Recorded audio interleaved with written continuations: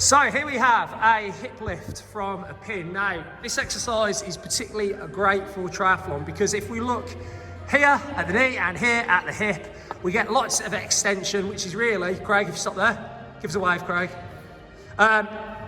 At your hip and your knee, your hip should I say, and your knee, strength and power there is really what underpins performance during our cycling and running in particular. So this has got a lot of specificity. So Craig, if you go back into the exercise again, now while this is a very popular exercise, there are a lot of common problems with it. Now, the first thing I'm going to do as I hide behind the camera is explain the start point. Now, just before Craig goes into the next one, I'm going to use this ball as an example.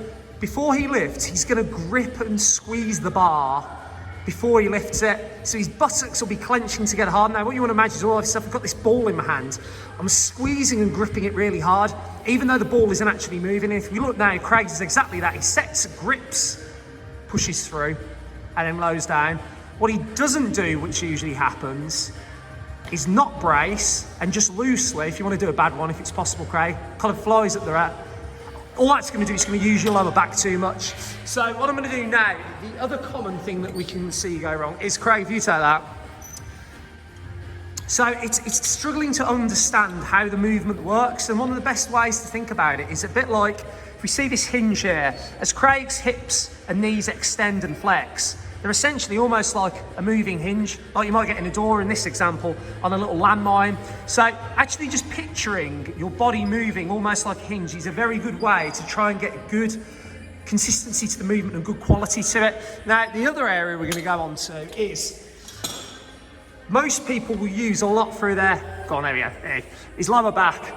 Most triathletes are very lower back dominant, meaning you'll try and do this on this exercise, which is completely pointless because they're not the muscles we're trying to overload.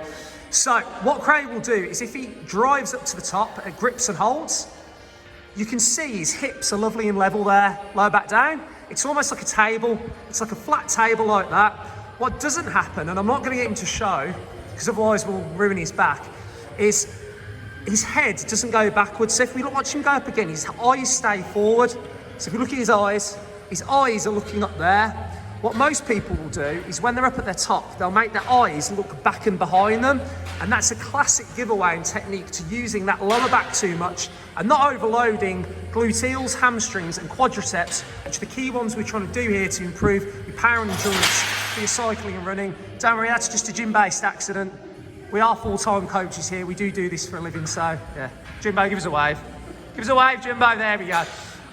So, a cracking exercise, but again, just as a recap, the first important thing, before you lift, brace, like squeezing that ball hard. The next thing then is to picture your hips and knees moving like a hinge. And then the last thing is to make sure the eyes stay looking forward so the hips don't overextend. And then you have a lovely quality descent down to the bottom and we're good to go. So, great exercise, but only if it's done correctly.